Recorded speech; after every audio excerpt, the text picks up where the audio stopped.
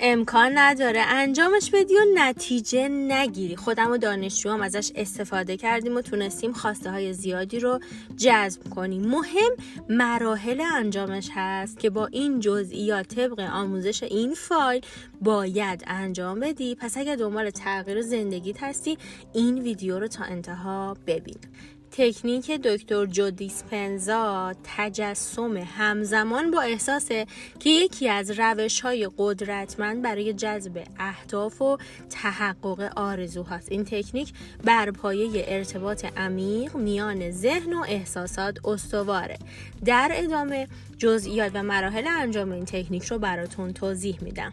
توی مرحله اول تعیین دقیق هدف میکنیم. قبل از هر چیز باید هدف یا خواسته خودمون رو به طور دقیق و روشن مشخص کنیم.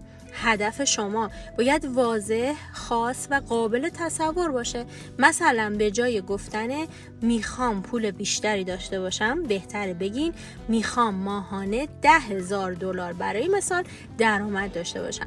نوشتن هدف مرحله بعدیه. توصیه میشه هدف خودتون رو به صورت مکتوب در بیارین. نوشتن هدف به شما کمک میکنه تا با اون بهتر ارتباط برقرار کنید و اون رو در ذهن خودتون بیشتر تقویت کنید. مرحله بعدی تجسم هدفه.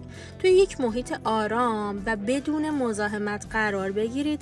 میتونید از یک موزیک آرام بخش یا حتی مدیتیشن استفاده کنید. بهتر چشمانتون رو ببندید. چشمان خودتون رو وقتی بستید میتونید تمرکز بیشتری بر روی تجسم داشته باشید. حالا نوبت به تصویرسازی دقیقه.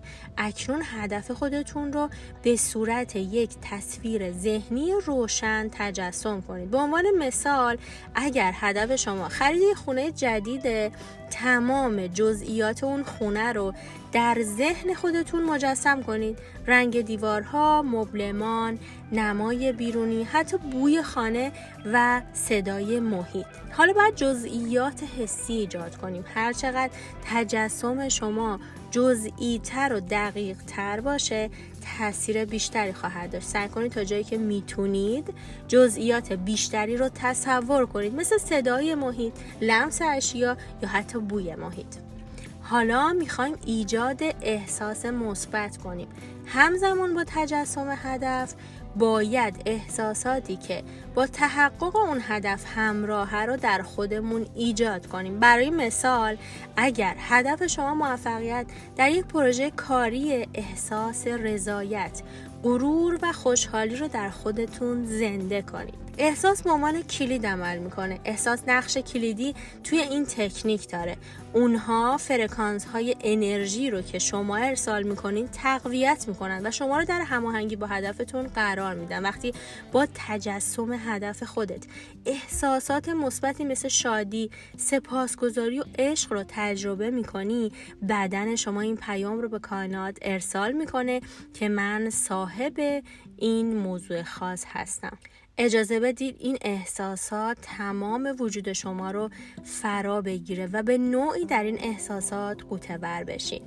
نکته مهم تمرین روزانه است. این تمرین رو هر روز ترجیحاً در 2 زمان مشخص صبح و شب قبل از خواب انجام بدید. استمرار و تکرار این تکنیک بسیار مهمه. چرا که با تکرار ذهن شما به طور ناخودآگاه به سمت جذب هدف میره. نکته مهم بعدی پایداری در تمرینه. حتی اگر در ابتدا تغییرات زیادی مشاهده نکردین به تمرین ادامه بدین. مهمه که به روند کار اعتماد کنید و با ایمان و اعتقاد به اون ادامه بدید. مرحله مهم بعدی رها کردن نتیجه است. بعد از انجام تمرین نباید بیش از حد به نتیجه وابسته بشین. لازمه که اعتماد کامل به فرآیند داشته باشین و اجازه بدین که جهان به شیوه خودش شما رو به هدفتون برسونه. اگر بیش از حد برای چگونگی و زمان رسیدن به هدف تمرکز کنید، ممکنه مانعی در برابر جریان طبیعی جذب ایجاد کنید. وقتی باور داشته باشین که هر چیزی در زمان و مکان مناسب خودش اتفاق میفته، وابستگی شما به نتیجه کاهش پیدا میکنه. این به شما کمک میکنه تا در مسیر جذب باقی بمونید و به فرایند تحقق هدف خودتون سرعت ببخشین. حالا نوبت به عمل در راستای هدفه. هر روز به خودتون یادآوری کنید که باید در راستای هدفتون قدم بردارید. هر عمل کوچیکی که به سمت هدفتون انجام میدین شما رو به اون نزدیکتر میکنه. حالا باید به فرصت‌ها پاسخ بدین. به نشانه‌ها و فرصت‌هایی که در مسیر شما قرار میگیره توجه کنید و با جسارت و اعتماد به نفس به اونها پاسخ بدین. در واقع به الهامات درونی خودتون توجه کنید و در همون راستا قدم بردارید. شاید این سوال براتون مطرح بشه که چرا این تکنیک مؤثره؟ تکنیک تجسم همزمان با احساس بر پایه علم فیزیک کوانتومی و اصول روانشناختی عمل میکنه.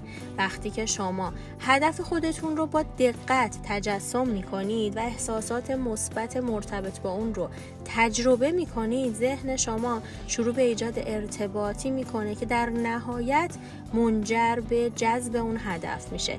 احساسات قوی که با تجسم هدف همراه میشه نوعی فرکانس ارتعاشی ایجاد میکنه که به شما کمک میکنه تا با فرکانس هدف خودتون همراستا بشین و به تحقق اون سرعت میبخشه. این تکنیک نیازمند صبر، پشتکار و ایمانه، اما در نهایت میتونه نتایج شگفت‌انگیزی به همراه داشته باشه. حتما برام کامنت کن. من جاذب تمام خواسته هم هستم. ممنونم که همراه من هستی.